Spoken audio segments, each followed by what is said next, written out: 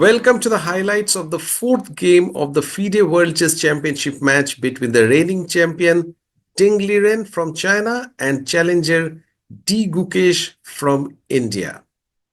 At this point, both the players are tied with 1.5 points apiece, and in the fourth game, Ding starts with white pieces. He played first move knight f3, which is a slightly surprising move given the fact that in the second game, Ding had started with e4. Now Ding changes, deviates from what he had played in the past. He played knight f3 and Gukesh replied with d5. Ding played e3. So already in the first two moves, White is showing his intention that he is very cautious. He is playing as if he is playing with black pieces. Okay, in this position, the normal moves are d4, which often transposes to Queen's Gambit, c4, which is the Reti opening, g3, which is called the King's Indian attack, but the move e3 is quite rare at this point.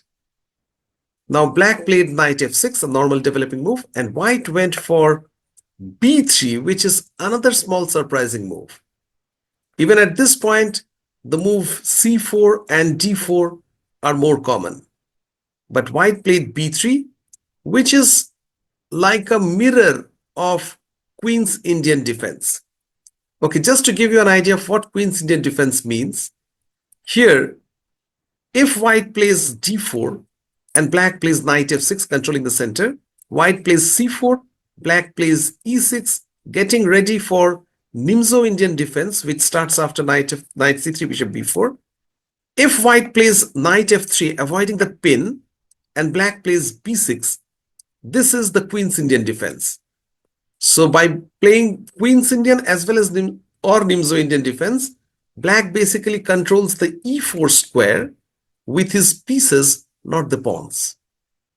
So it is around 100 years ago that there were some players who were better known as chess philosophers, Aaron Nimzowitsch, Richard Reti, to name a few. They started rebelling against the previous concept of classical chess, where the players used to occupy the center with pawns. Now these players, they thought that we can also control center with our pieces, and we can keep our pawns flexible so that we can adjust our pawn structure according to the needs of the position later. So this is the basic philosophy behind restraining the pawns and controlling the center with pieces. And this style of play was called hyper-modern openings. So this is something which White has tried in this game. He started with knight f3, d5, e3, and he played b3, expecting that black will play something like c4, and white will play bishop b2. We will have exactly Queen's Indian defense, but with white pieces, which means white will have an extra tempo. So here, after b3, black played instead bishop f5, a very solid move. Basically, black wants to play e6 without restricting his bishop on c8. So first he played bishop f5. He will follow up with e6, bishop e7, castles, and so on. And in this position, white played bishop e2, developing h6. This is a move. Well, in general, we don't recommend playing unnecessary pawn moves, which doesn't help development. But here, black is planning to basically preserve the bishop. For example, after e6, white may go for a move like knight h4 and exchanging the knight for a bishop. The bishop will not have any escape squares. So white plays h6 instead, so that after a move like knight h4, the bishop can hide on h7. And this knight looks, well, it's a passive knight on the edge of the board. So this is why h6 was played. And here, already by move 5, Ding is rolling out surprising moves. He played, instead of normal move bishop b2, placing the bishop on a good diagonal, he played bishop a3 instead. Well, the purpose behind such move is firstly to surprise his opponent, And secondly, to take him out of theory, if black had prepared to face bishop b2, then definitely after bishop a3, he will have to think and find the best moves on his own. Yeah, now basically white is preventing black from developing normally. If e6, white will exchange the bishops, and howsoever black recaptures, if he takes with his king, black will not be able to castle, which means the rooks will not be able to connect so easily. So black may have to spend a couple of moves before connecting his rooks. So that way white will gain time, black having to spend so many moves. So that is why bishop a3 was played, discouraging the move e6, and Gukesh played knight d7 so that he can recapture f8 with his knight. He doesn't want to spoil chances of castling. And in this position, white continued with normal development. Black played e6, white played bishop f8, knight f8, and finally he played c4. Well, in hyper-modern openings, whenever we restrain our pawns from advancing initially, we have the option of placing our pawns in the best possible manner. For instance, if white could play d3 with the idea of maybe playing e4 or c4 later, white could also try a move like d4. So white has lots of options because he has his pawns behind. So he opts for c4. And here black played knight d7. Well, there is a point behind playing c6 or even c5, but black opts for knight d7 first. It's a no-nonsense move because black wants to castle and bring his rook to play at the earliest. Here white played knight c3, black castled, white took cd. Well, again, this move needs some explanation. White could have done away without this move, but the purpose is, well, he doesn't want to keep black's option of e5. At any point, black could have played c6 and then aimed for e5, e4, occupying the center and advancing his pawns. So if he takes cd now and black recaptures ed, he will not have the option of e5 in future. So now white played b4. After a long time, it's easy to understand what white is trying to achieve. We already have an imbalance, which means white has different sets of advantages. White has the C file or position of half open C file, while black has the position of half open E file. So we already have an imbalance, and white has to prove or show that C file is more relevant or more important than the E file. So already he starts expanding on the queen side so that he can make use of the C file later. Now black played C6. Before white could get in B5, he first played C6 and white went knight D4. So this is, remember, if black had a pawn on E6, he could later advance E5 and chase away the D4 knight. So by playing knight D4, basically white gains tempo, pushing back this bishop, and then he played queen b3. So gradually white is shifting his pieces to the queen side so that he can expand and he can play for advantage. Now black played knight e5. This is a very interesting move. Black shows that if white wants to attack on the queen side, black can also do the same on the king side. So he's shifting his pieces on the king side. The queen may suddenly jump to the king side. The knight, if given chance, can go to e4 or g4, and suddenly black may have some initiative on the king side. In this position, white played a4. Well, the point behind a4 is that white wants to play d5, b5 at some point. So this is a positional desirable move. But if he does so immediately, black will play c5 and he will have hold in the center. He will control all these squares in the center, and he can also aim for d4 at the favorable moment. So that is why b5 is not effective. So white instead, in these type of positions, first controls the c5 square and then goes for the b5 break. So how does he place his knight here? He would like to play typically the move a4, a5 and then get his knight over to c5, and only later when he gets opportunity he can play b5. So here first he played a4, black played rook c8. Well, he brings out his pieces in such a manner that the move b5 will have lesser and lesser effect. White went a5 with the idea of knight a4 and knight c5. One point to note is that in this move and the previous moves, white could have played f4. And this is a typical move which is very common in these type of hyper modern openings or flank openings, where we have pawns left behind, but we can attack by advancing any of the pawns. The point is that the knight cannot come to g4 because the knight gets trapped. So black is left with either knight d7 or knight g6. Both the moves are fine. They are perfectly fine moves. Here, for instance, after knight d7, black will aim to place his piece in the center of the board. And the point being, since the pawn is not on f2, it is on f4, white is unable to control this with d3. If he goes for d3, the e3 pawn becomes backward.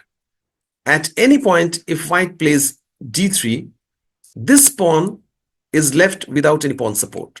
So that is the drawback of the move f4. And in a way, black was provoking white to play f4. Well, in this position, white goes for his usual plan, that is a5. And here, it seems that, well, black should have continued with knight e4, attacking the d2 pawn. And if white defends it with this rook, black may create some counterplay with queen h4 attacking f2. If white plays a move like rook a2, black can go knight d6. This is the main purpose behind knight e4. The knights occupy these squares, and both the knights are actually aiming for b5 and c4 squares. So in these type of positions, black is doing quite well. Black has at least equal position. This bishop can also enter on d3 square, exchanging this useful bishop. And the advancement of the pawn on the queen side has left these light squares weakened. See, these squares do not have any pawn support. So black can post his pieces favorably on these squares. So instead of going knight e4, which I feel was a very natural choice, black went for the move b6, which is also good, but according to me, it was probably safer to play knight e4. Well, after b6, white had an option, and this I think was the most critical moment of the game. Here, white played a very safe move. He decided to exchange the pieces and head for a drawish endgame. He played knight f3. However, white could have played a more interesting move because the move b6 has weakened the a6 square. So here either white could simply exchange on b6 and go for rook a6 and rook double on the queen side, or he could have played a more logical move, that is bishop a6, since the move b6 has weakened the a6 square as well as c6 square. Now the point is, the rook cannot move to b8 or a8. If the rook moves here, white can simply play bishop b7 or first remove the defender of c6 and capture this with his knight. Well, against rook b8 also white has the same idea. So black is forced to defend his rook by playing rook c7, after which white can continue by first chasing the e5 knight, and then he can exchange and attack the b6 pawn, since the b6 is temporarily not defended with his queen. So he can go knight a4 and create some pressure on the queen side. Okay, one interesting variation is that black can actually regroup his knight. On g6, the knight blocks the bishop. So from e7, the knight can gradually come up, but white was attacking the b6 pawn. So white can capture the pawn, but then black has a very nice move. Rook a7 attacking the knight with his queen. And this knight cannot retreat because that would leave the bishop defenseless. So knight a4, rook a6 wins for black. And what should white play? White has a brilliant move, and that is knight c8, diverting this knight from defense of c6 pawn. So in this position, it's a tactical skirmish where black will have to capture the knight and white captures this pawn. So white captures two pawns, and he also captures this rook. But remember, he has sacrificed a piece, and this is the second piece. So we have a very dynamic imbalance where white is having a rook and two pawns, and black has two knights in return. So this could have been a very interesting position. And if white were desperate for a win, he should have played like this. I would rate the position quite unclear, or maybe marginally better for white, but black also has his chances. So instead, white played a safe move, that is knight f3, offering to exchange pieces. And Gukesh, being in best of his forms, doesn't miss chance. He exchanges the pieces and is simplified. With black pieces, Gukesh is too happy to equalize and play for a draw. He attacked the knight. If white takes ed4, black will capture with the queen. That would leave the d2 pawn weak, undefended, and backward. So that is why white went knight e2 instead, which allowed black to exchange these pawns. So we have a position where both sides do not have any major weakness. And after bishop e4, which is a very good move because this bishop was staring on the queen side. So bishop e4 neutralizes this bishop. White played rook d1, attacking the queen. The queen went to e7. And after which white decided to exchange the bishops. And white also found that this position doesn't have much chances to play for a win. So instead, he reconciled himself to exchanging all the pieces and playing for a draw.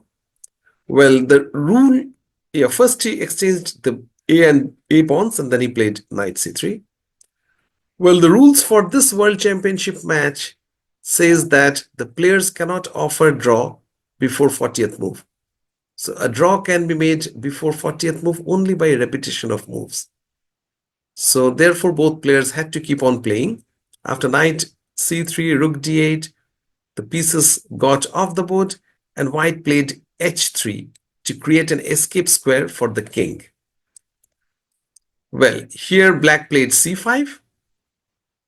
White went, he exchanged the rooks, he exchanged the pawns, and now white played rook c1. Okay, so black has an extra pawn here on the queen side, and on the king side, white has an extra pawn. Theoretically, this is a dead drawn position. Even if black loses this pawn, in rook endgames, 3 against 4 on the king's on the same side of the board is a draw according to theory. And these are exceptionally strong players. They know how to draw even if black loses this c pawn. So in this position, black defended the pawn and white attacked the pawn. Black played rook d5, defending the pawns.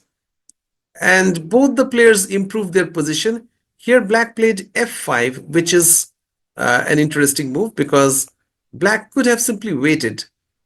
But instead of that, he could have played g6, h5, and so on. But instead, he played f5 so that he doesn't want to give white even a slightest chance of making progress. Without this, white might have at some point advanced these pawns to 4th, 5th rank and created some attacking chances. but black nips that in the bud by playing f5.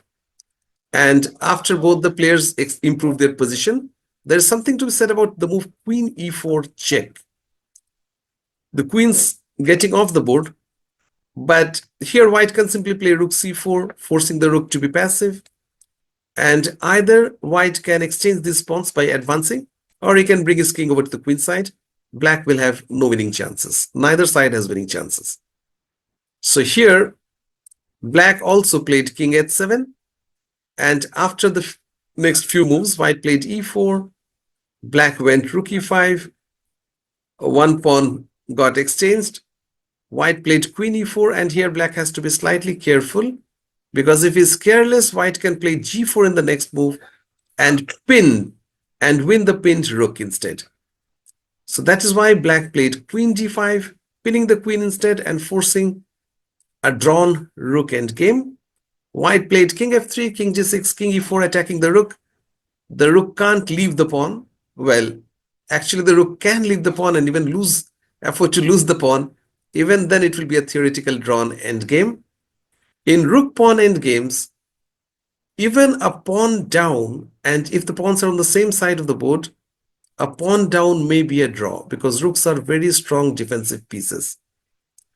Well, in this position, black will not allow the pawn to be lost. So he played check and he repeated, and both sides repeated the position for 3 times, and the game ended in a draw. So that was the 4th game of World Championship match. I think Gukesh would be happier with the draw because he was with black pieces. And the trend we have seen so far, whenever Ding has white pieces, he plays very cautiously, and black has no problems in equalizing and drawing. Whereas whenever Gukesh has white pieces, he is going for attack. So that makes the match very interesting so far. So let's see what happens in the next match.